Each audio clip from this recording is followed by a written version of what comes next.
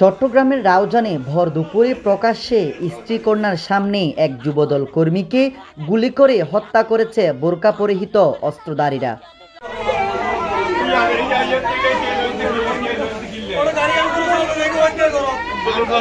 রোববার ৬ জুলাই দুপুর ১২টায় রাউজান উপজেলার ৮ নম্বর ওয়ার্ডের ঈশান ভট্টের হাট এলাকায় এই ঘটনা ঘটে।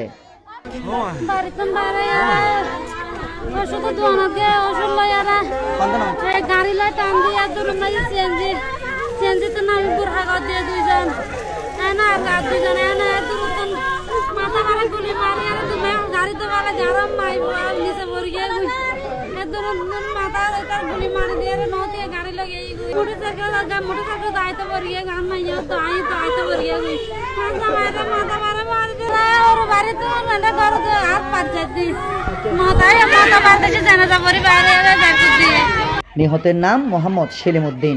তিনি ওই এলাকার ৬ নম্বর ওয়ার্ডের দক্ষিণ শমশেরপাড়া এলাকার খলিলুর রহমান বাড়ির প্রয়াত আমির হোসেনের ছেলে। তিনি এলাকায় যুবদল কর্মী হিসেবে পরিচিত।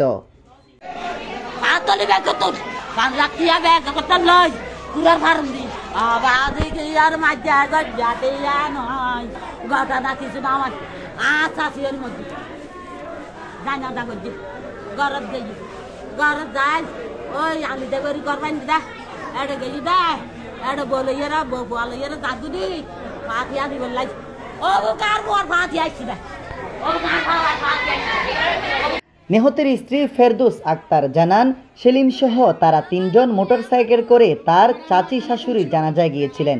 সেখান থেকে ফেরার পথে ঈশান ভট্টের হাট থেকে ওষুধ কিনতে নেমেছিলেন তারা। সেখান থেকে মোটরসাইকেলে ওঠার সময় গুলির ঘটনা ঘটে। তিনি জানান, একটি সিএনজি চালিত অটোরিকশা আসে। সেখান থেকে বোরকা পরা ২ জন অস্ত্রধারী বের হয়ে সেলিমের মুখ লক্ষ্য করে গুলি ছোড়ে। সঙ্গে সঙ্গে তিনি মাটিতে পড়ে যান। রাউজান উপজেলা স্বাস্থ্য কর্মকর্তা ডাক্তার মোহাম্মদ শাহজাহান বলেন, ওই ব্যক্তির শরীরে শর্টগানের 2টি গুলি লাগে। একটি গুলি তার মুখের এক পাশে লাগে এবং মুখটি তেতলে যায়। হাসপাতালে আনার আগেই তিনি মারা যান। নিহত সেলিম যুবদল কর্মী বলে তার মামা মাস্টার রফিক দাবি করেছেন।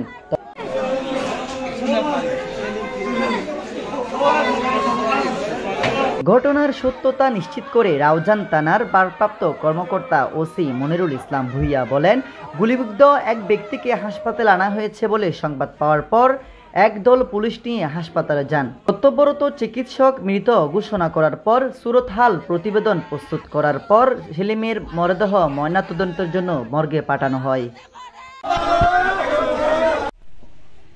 Desk news, smile TV, Raozan, Chittagong.